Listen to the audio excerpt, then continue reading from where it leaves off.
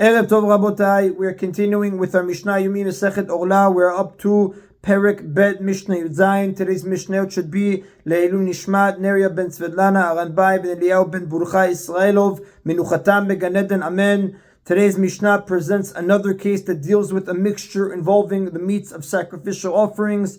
The Mishnah says, B'sar Kodshei Kodashim Ubsar Kodashim Kalim. If meat of Kodshei Kodashim offering, which may be eaten only by male Kohanim, and meat of Kodashim Kalim offering, which may be eaten by anyone, neither of which may be eaten by a person who is Tameh, Sheit Bashlu in Basar Atava, if they were cooked together with ordinary Chulin meat, which is permitted to anyone, regardless of whether the person eating it is Tameh or Tahol, and there is enough chulin meat in the mixture to nullify either the Kodshei Kodashim or the Kodashim Kalim, but not both of them together. Asur latmeim umutar latehorim. The mixture is prohibited to people who are tameh because the Kodshei Kodashim and Kodashim Kalim combine to prohibit the mixture to a tameh. Now, since the two prohibited items, Kodshei Kodashim and Kodashim Kalim, are the same substance, they're both meat, they combine to make the mixture subject to whatever isur, whatever prohibition is common to both of them, namely the prohibition against eating holy food while tameh. And even Rabbi Shimon, who holds in the previous Mishnah that two prohibitions do not combine to prohibit, he would agree in this case that they do combine. The reason being is because both Kodshei Kodashim and Kodashim Kalim are called Kodesh,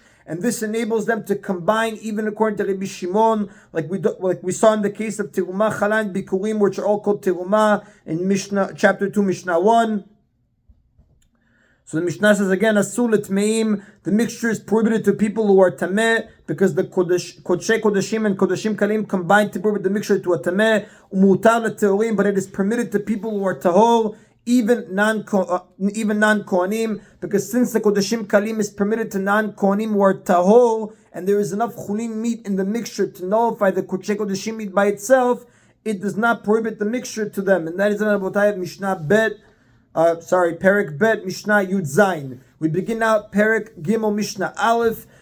Just as an introduction, we learn from a pasuk, it is not only forbidden to eat Orlah, but it is also forbidden to have any benefit from it. Now, the first half of this chapter discusses cases in which Orlah was used to manufacture some other item, and when this prohibits us to use that item. The first Mishnah discusses a case in which a garment was dyed with a coloring made from Orlah.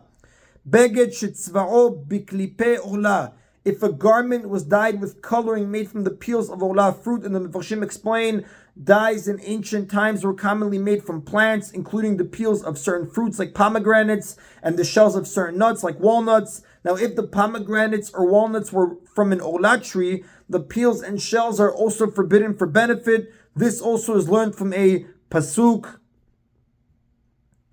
So the Mishnah says, Beged shetzva'o biklipe Orlah, if a garment was dyed with coloring made from the peels of Orlah fruit, idalek, it must be burned, because the improved appearance of the garment is considered a benefit received from Orlah, and therefore the garment must be burned, like all Orlah, like we spoke about in Mishnah Masechet Terumah, chapter 7, Mishnah 5. Now the Mefarshim point out the Mishnah is discussing a case where the dye cannot be washed out. If it can be removed, the garment is permitted once the dye is removed. The reason it said it has to be burned is because you couldn't get the dye, you couldn't wash the dye out. The Mishnah now discusses what happens if this garment gets lost among other permitted garments.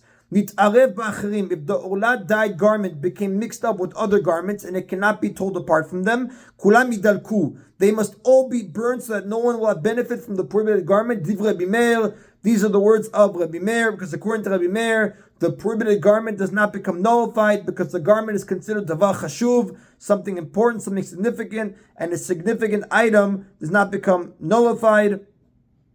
Now the Mefarshim point out, Rabbi Meir prohibits all the garments in the mixture, even when there are enough other garments to nullify Orlah. The reason being because a garment is a davar shebiminyan, an item which, on account of its importance, is sold by the unit, not by estimate. And according to Rabbi Meir, any such item is in the category of davar chashuv, which is not subject to the laws of nullification, the laws of bitul. But the sages disagreed. The sages say, Ya'aleh be'ehad u'matayim, the prohibited garment is nullified in a mixture of 201, meaning 200 permitted garments to the one Orlah dyed garment. If there are 200 permitted garments in the mix, the Orlah dyed one becomes nullified like any other Orlah, and all the garments may be used. According to the Chachamim, a garment is not subject to the rule that significant items do not become nullified. Like we will see in Mishnah 7, the Mefarshim explain, the sages hold only large items that are considered especially important are considered davar chashuv, that does not become nullified. A dyed garment is not one of these, and it can therefore be nullified. However, even according to the Chachamim, the sages, a majority of 200 to 1 is required, as with all Orlah purchase, like we said in chapter 2 Mishnah 1. That is in Rabotai of today's Mishna Yomi. Baruch Adonai Leolam. Amen v'amen.